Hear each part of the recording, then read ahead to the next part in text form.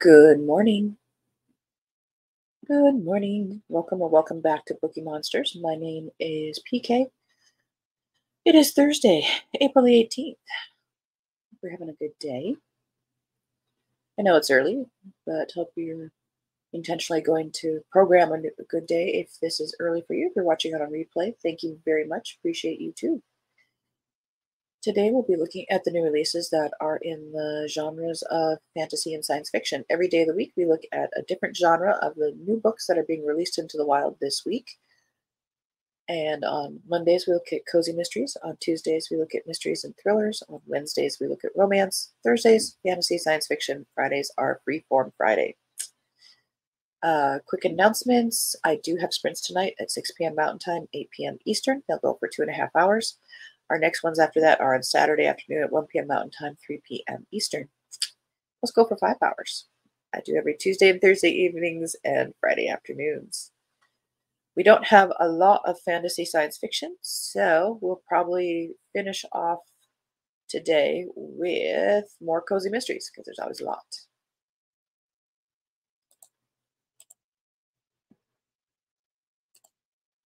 We will start over here.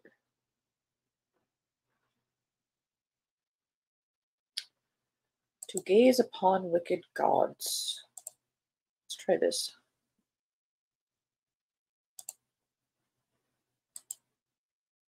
This is by Molly X. Chang. I think I'm starting to see this one make the rounds in the fantasy readers. Romantasy.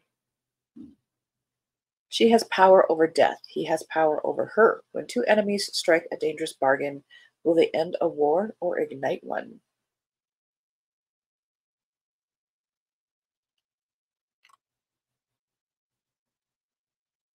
Heroes die, cowards live. Daughter of a conquered world, Roying hates the invaders who descended from the heavens long before she was born and defeated the magic of her people with technologies unlike anything her world had ever seen.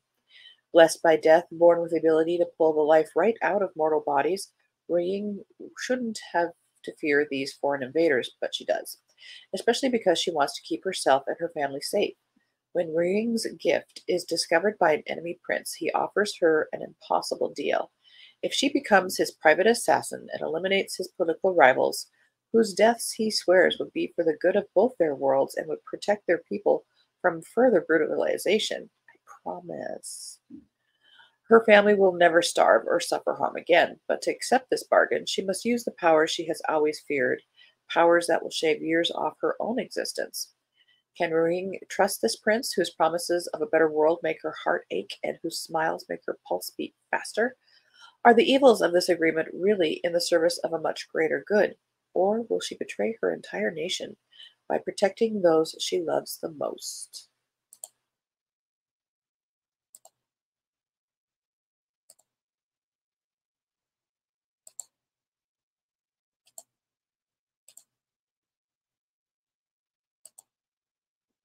Practice the Horizon and the Chain by Sophia Samatar,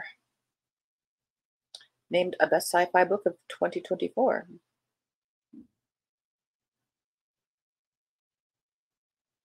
The boy was raised as one of the chained, condemned to toil in the bowels of a mining ship out among the stars.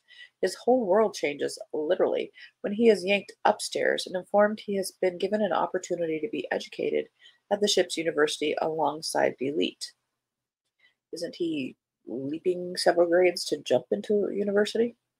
Overwhelmed and alone, the boy forms a bond with the woman he comes to know as the Professor, a weary idealist and descendant of the chained who has spent her career striving for validation from her more senior colleagues, only to fall short at every turn. Together, the boy and the woman will embark on a transformative journey to grasp the design of the chains that fetter them both and are the key to breaking free. Okay.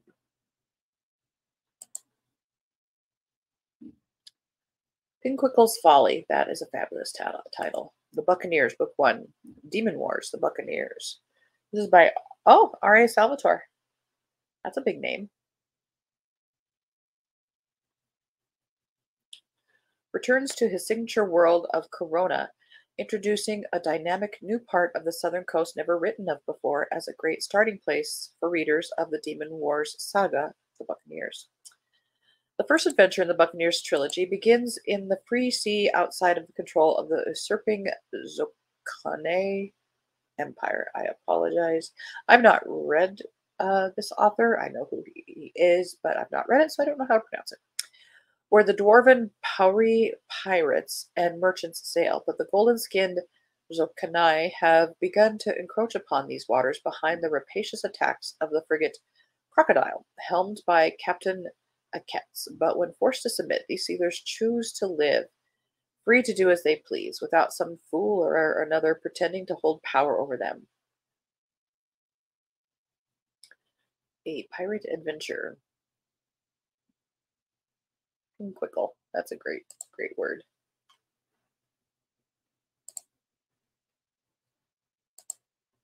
Merciless Saviors, Book 2 in the Ouroboros by H.E. Eggman.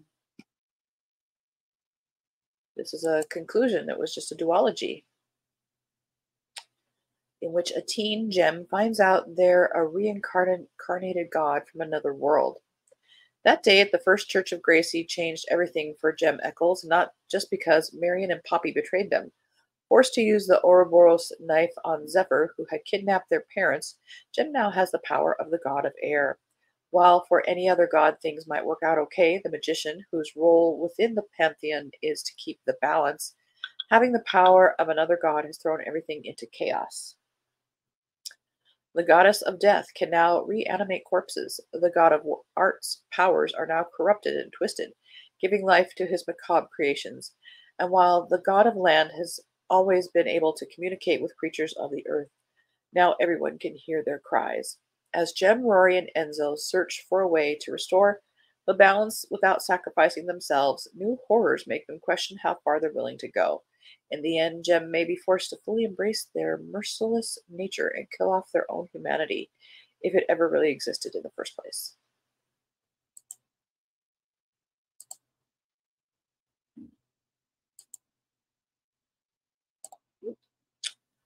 Stripped Away, a high fantasy with a friends to lovers romance by Stephanie K. Clemens. The artwork is similar to one that is being popular right now, Tempest in a Teapot. Oh, hi guys. Sorry about that. Mary say good morning and happy Thursday. Good morning to you and good morning to Kim. Going to Richmond to see that new great-grandbaby. Oh, and my daughter before she goes back to Florida this weekend. Oh, enjoy the visit. It's going to be lovely. That is a big name. Yep, R.A. Salvatore. Kim says, how fun. Here for the cozies. Yep, we're hitting them soon. Mary, good morning. Are you doing better today? How's the leg? Good morning, Deborah. How you doing? Came about the same, unfortunately. Good visit to kidney specialist yesterday, though. Tests all looking good. Follow up. Oh, good. Follow up in 6 months. May let my primary doctor follow up. And hi, Deborah. Good morning to you. Awesome, awesome. Thank you guys for being here. Stripped Away by Stephanie K. Clemens. In a realm ruled by tyranny, two sisters hold the key to freedom. The usurper's king's thirst for power knows no bounds. Crown and kingdom are not enough. He craves magic, a force only women possess. For years, he has tightened his grip, stripping women of their rights and denying them access to their elemental powers through the profane ritual known as the quickening. Twins, Kanara and Kalisha, are blessed or cursed with the innate magical abilities that have been living in hiding for 5 harrowing years, concealing their gifts while studying under the protection of a sun-dappled university town. Their peaceful existence shatters when the king's envoys, accompanied by a mysterious scryer, descends upon the town. Fear grips them, prompting a swift departure. Now the twins find themselves on the run, joined by Elgin and Cass, friends whose motives remain veiled. As destinies entwine, the group grapples with a choice that could reshape their world. Is it time to challenge the oppressive order they've known? Or should they persist in the shadows, evading the relentless pursuit of the super king's quickenings?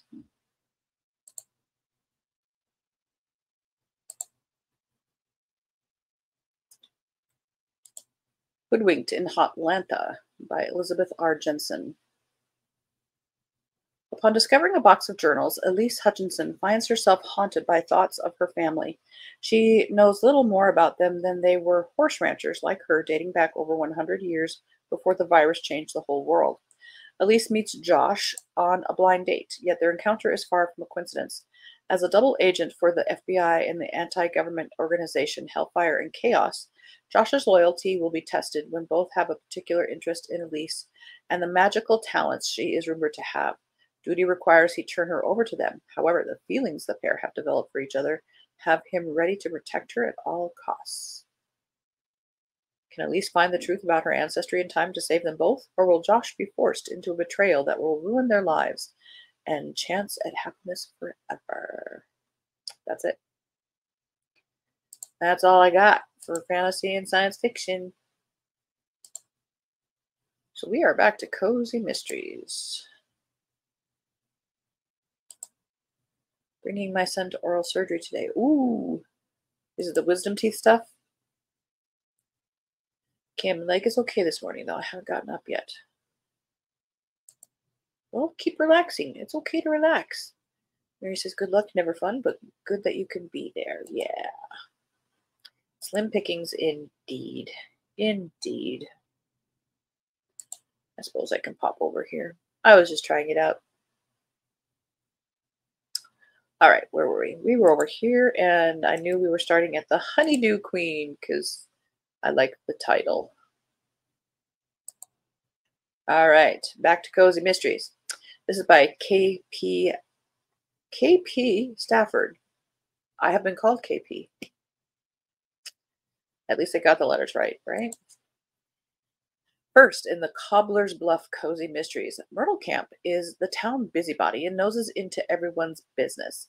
As head of several committees around town, she's made enemies with almost everyone with changes and regulations she's tried to put in place. Her biggest rival, Arlene Swanson, is determined to win back her almost decade-long title of Honeydew Queen after losing it to Myrtle the year before. But would she kill to get her title back? When new deputy Scotty Bradley finds Arlene bent over the body of her biggest rival, right in Myrtle's own honeydew patch, he takes pleasure in his first big arrest and is sure Arlene is guilty.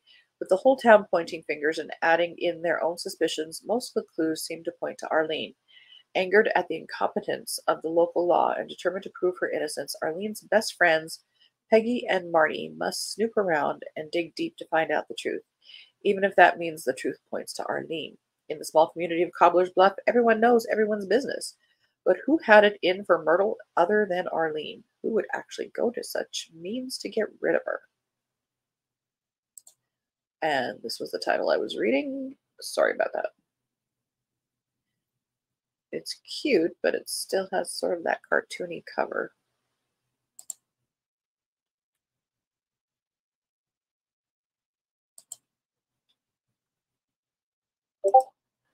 Tea and Turmoil.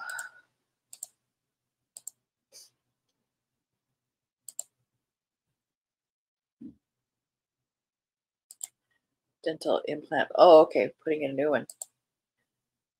After sinus lift and bone graft. Oh my goodness. Planning to sit outside and read today. Oh, that sounds lovely. Mary said, oh my, that's what I said. That sounds involved. I hope it all goes well. Indeed. Probably going to be quite a long procedure, I would think. Kim says, oh no, Deborah, I hope it goes well. Yes. Oh, you're a good mom. Tea and Turmoil by Mara Webb, 8th in the Wicked Witches of Spellcaster Creek. It's another normal week in Spellcaster Creek. Magical garden gnomes have invaded the town, landscaping yards without consent, and demanding exorbitant fees for their handiwork. There's also the small matter of everyone in town acting completely bonkers, meaning that things soon fall into chaos and calamity. There's a new tea shop in town. With so much already on her plate, Sage hardly has time to check out the latest cool addition to Spellcaster Creek. Grandma Thelma has also elected to put herself in a retirement home, but after just one night's stay, the eccentric family matriarch is convinced something is afoot. Sage isn't so sure. Getting rid of invasive magical gnomes requires some hard-to-find ingredients, sending Sage, Astrid, and Callie on a dangerous mission to fiery caves and alternate realms filled with strange dimensional creatures. As they research the strange madness through town, they also discover something terrible. Spellcaster Creek isn't the first magic town to face this contagious craziness, and this problem has never been successfully solved. Not quite sure that falls into mystery category, but there it is.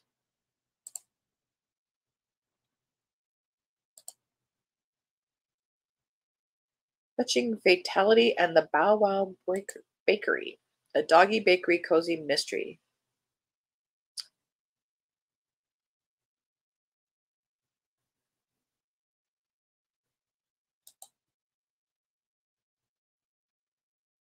Five books in the series so far.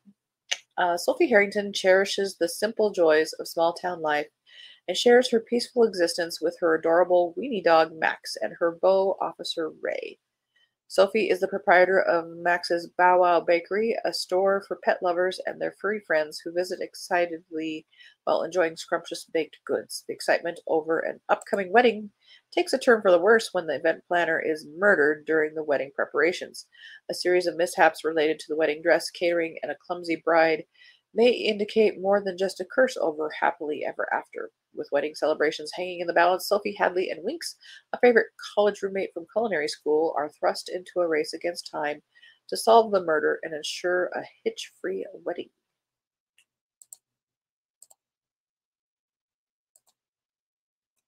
Death of a Lady.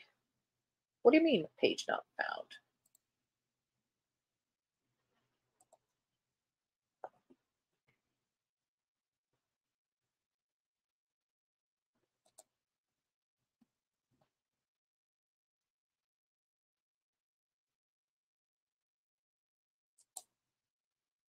By Irene Salmon.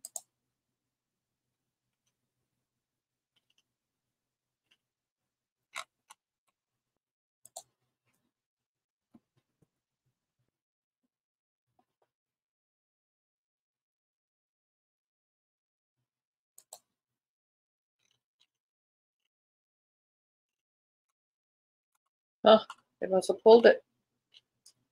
So I'm looking under that series on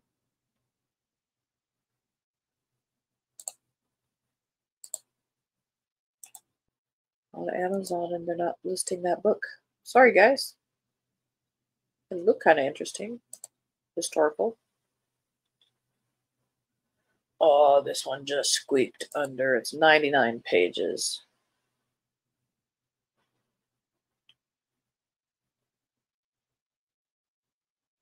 By Hermione Volino. First novella in the Swinging 50s Malt Shop Mysteries. We meet Tabitha, owner, witch, and who is wondering why someone would stoop so low in using food as the ultimate murder weapon. The Swinging 50s Malt Shop is in the sleepy town of St. Helens and is owned by Tabitha Richards, a practicing witch! Exclamation point. It's a great place to go back in time. Her shop has a clear rule: no credit cards, no pay apps, no e-readers, and she's not on Facebook or Twitter. When Mary Halbright takes offense to her no tech rule, she has a blow up inside Tabitha's shop. Things start getting strange when Mary is found dead, her food to blame. To clear her store's reputation, she decides to try and solve the mystery and clear a widower's name. She soon discovers that Mary wasn't likely to be wasn't liked by either members of the country club or her own family, and Tabitha has a feeling that money might have been the reason that Mary was killed and her shop framed.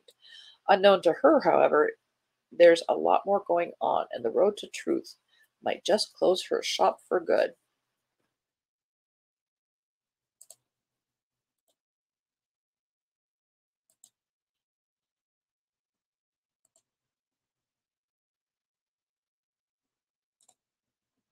Jennifer says, thanks, bringing my crochet so I won't fidget. That's a good idea. Keep the hands busy. I could not find it on Goodreads either yesterday. Must have yanked it. It's a mystery. Where's it gone? Let's band together and solve this. Now this cover has me very intrigued.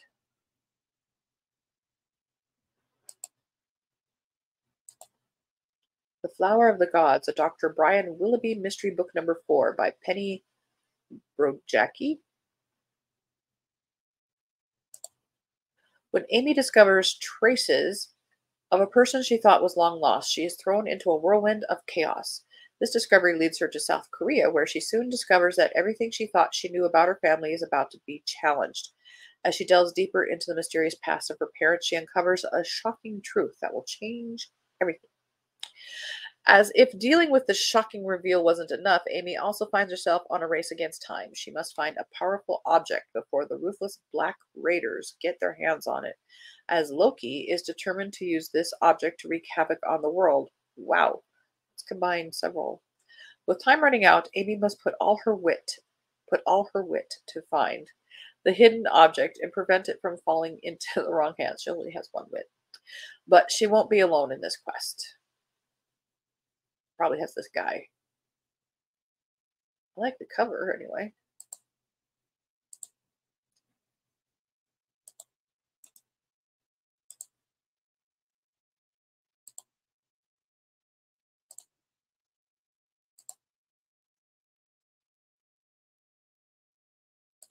Ghouls Gone Wild, a Lady of the Lake School for Girls Cozy Mystery. The Vega Bloodmire Wicked Witch Mysteries series, book number 22.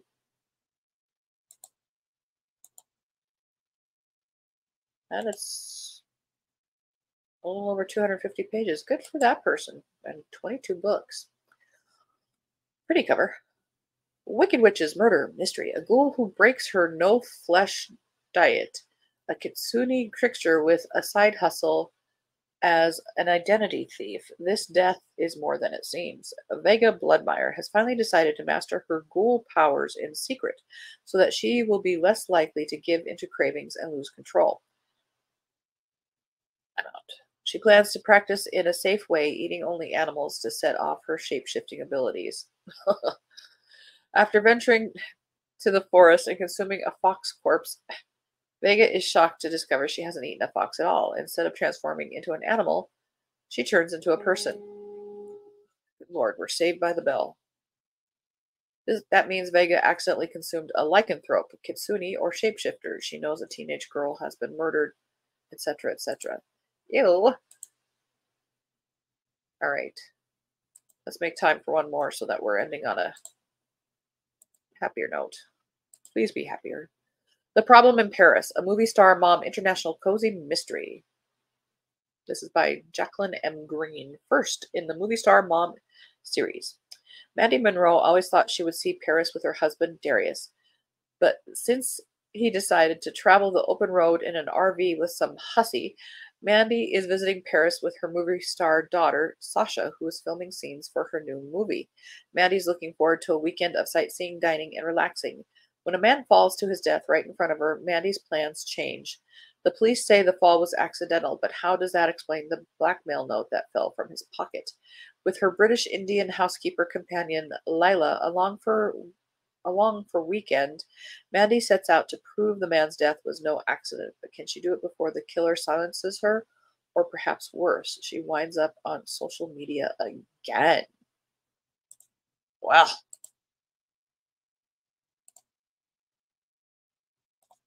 all right. That's a much happier note. No, thank you. Indeed. I was out. Okie dokie.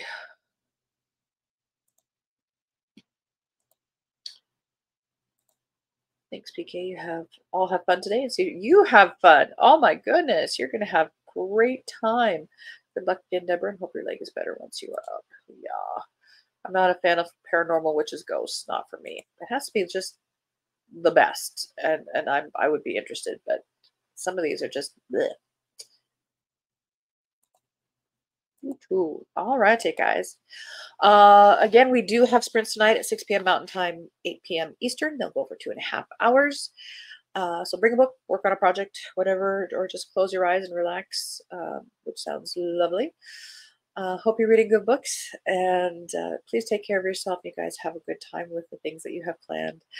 As the banner says here, don't be a bookworm, be a bookie monster. Nom nom nom. Have a good day, and God bless.